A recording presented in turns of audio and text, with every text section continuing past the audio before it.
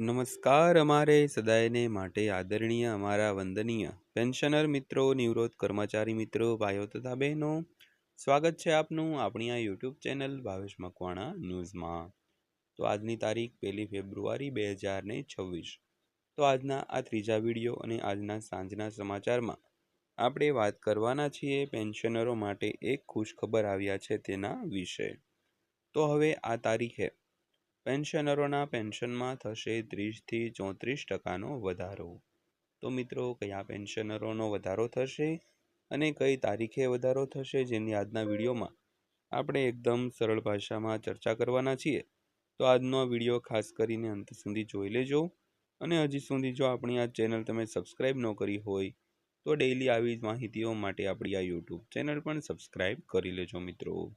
તો શરૂ કરીએ આજનો આ વિડીયો। તો વાત કરીએ કેન્દ્ર સરકારના કર્મચારીઓને પગાર વધારા સાથે વધુ એક વધારો મળવાની તૈયારી છે। તો કર્મચારીઓ 8મા પગાર પંચની રાહ જોઈ રહ્યા હતા અને તાજેતરમાં 11.2 મિલિયન કેન્દ્ર સરકારના કર્મચારીઓના પગાર વધારા અંગે મહત્વપૂર્ણ સમાચાર સામે આવ્યા છે, જેમાં તેમના પગારમાં 30%નો વધારો જોવા મળી શકે છે। તો ચાલો આ સમાચારમાં વિગતવાર વાત કરીએ મિત્રો। તો ખાસ કરીને તાજેતરમાં વાત કરીએ તો 11.2 મિલિયન કેન્દ્ર સરકારના કર્મચારીઓ અને પેન્શનરોના પગાર વધારા અને પેન્શન વધારા માટે એકના મહત્વપૂર્ણ સમાચાર આવી રહ્યા છે અને જેમાં તેમના પગારમાં 30થી માંડીને 34%નો વધારો છે તે થઈ શકે છે। તો આ સમાચારમાં આપણે તે અંગે વિગતવાર વાત કરીશું, તો આજનો આ વિડીયો ખાસ કરીને અંત સુધી જોઈ લેજો। તો ખાસ કરીને વાત કરીએ તો સરકાર દર 10 વર્ષે એક નવું પગાર પંચ લાગુ કરે છે અને 8મું પગાર પંચ ટૂંક સમયમાં કેન્દ્ર સરકારના કર્મચારીઓ અને પેન્શનરો માટે લાગુ કરવામાં આવી શકે છે। તો એકવાર નવું પગાર પંચ લાગુ થઈ જાય પછી કર્મચારીઓના પગારમાં 30%થી 34%નો વધારો થઈ શકે છે। તો ચાલો 8મા પગાર પંચ હેઠળ સંભવિત ફિટમેન્ટ પરિબળ અને પગાર વધારાનું અન્વેષણ કરીએ મિત્રો। તો ત્યારબાદ વાત કરીએ 8મું પગાર પંચ કર્મચારીઓ માટે કેવી રીતે રાહત આપશે।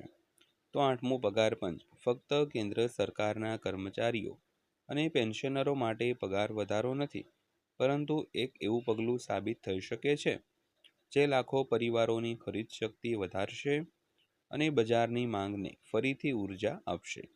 તો અર્થશાસ્ત્રીઓના મતે જો પ્રસ્તાવિત ભલામણો લાગુ કરવામાં આવે છે તો તે કર્મચારીઓની આવક, બચત અને ગ્રાહક ખર્ચ પર સ્પષ્ટ અસર પાડી શકે છે મિત્રો। તો ખાસ કરીને જ્યારે નવું પગાર પંચ લાગુ થશે તો તે ફક્ત કેન્દ્ર સરકારના કર્મચારીઓ અને પેન્શનરોના પગાર પેન્શન વધારા પૂરતું જ નહીં હોય, પરંતુ કરોડો પરિવારો માટે એક રાહતનો શ્વાસ હશે અને તેમની ખરીદ શક્તિ વધારવામાં પણ તેમને મદદ કરશે અને તેની સાથે બજારમાં જે માંગ છે તે ફરીથી ઉર્જામાં આવશે। અને અર્થશાસ્ત્રીઓના મતે જો વાત કરીએ તો પ્રસ્તાવિત ભલામણો લાગુ કરવામાં આવે તો કર્મચારીઓની આવક, બચત અને ગ્રાહક ખર્ચ પર સ્પષ્ટ રીતે અસર છે તે પડી શકે છે।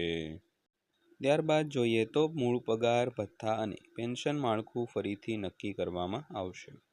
તો 8મા પગાર પંચથી આશરે 11.2 મિલિયન કેન્દ્રીય સરકારી કર્મચારીઓ અને પેન્શનરોને ફાયદો થવાની અપેક્ષા છે અને તે 7મા પગાર પંચનું સ્થાન લેશે। તો પ્રસ્તાવિત ફેરફારો મૂળભૂત પગાર, ભથ્થા અને પેન્શન માળખાને ફરીથી વ્યાખ્યાયિત કરશે। તો અહેવાલો સૂચવે છે કે આ વધારાની અસર કુલ સરકારી ખર્ચના આશરે 15.5%ને અસર કરવા માટે પૂરતી નોંધપાત્ર સાબિત થશે મિત્રો। ત્યારબાદ જોઈએ તો કર્મચારીઓના પગારમાં કેટલો વધારો થશે। તો અગાઉ 7મા પગાર પંચ હેઠળ કર્મચારીઓના પગારમાં ભથ્થા સિવાય માત્ર 14%નો વધારો મળતો હતો। તો 7મા પગાર પંચમાં ફિટમેન્ટ ફેક્ટર 2.57 નક્કી કરવામાં આવ્યું હતું, પરંતુ અમલીકરણ સમયે મોંઘવારી ભથ્થું ઘટાડીને શૂન્ય કરવામાં આવ્યું હતું, જેનાથી વધારો મર્યાદિત થઈ ગયો। તો અહેવાલો અનુસાર 8મા પગાર પંચ હેઠળ પગાર અને પેન્શનમાં 30થી 34%નો વધારો થઈ શકે છે, જે અગાઉના સુધારા કરતાં ઘણો વધારે હશે। તો ત્યારબાદ વાત કરીએ તો ફિટમેન્ટ ફેક્ટર શું હોઈ શકે છે. તો રિપોર્ટ્સ અનુસાર સરકાર ઘણા વિકલ્પો પર વિચાર કરી શકે છે. તો એવું કહેવામાં આવી રહ્યું છે કે 8મા પગાર પંચમાં ફિટમેન્ટ ફેક્ટર 1.83 અને 2.46ની વચ્ચે સેટ કરી શકાય છે. ઉદાહરણ તરીકે, જો કોઈ કર્મચારીનો વર્તમાન મૂળભૂત પગાર 50,000 છે અને 2025ના અંત સુધીમાં ડીએ વધીને 60% થાય છે, તો 8મા પગાર પંચ હેઠળ પગાર વધારો 14% હોવાનો અંદાજ છે મિત્રો. તો મિત્રો, આથી આજની માહિતી પસંદ આવી હોય, વિડીયો સારો લાગ્યો હોય તો વિડીયોને એક લાઈક કરી દેજો અને આવી જ માહિતીઓ માટે આપણી આ ચેનલ પણ સબસ્ક્રાઈબ કરી લેજો.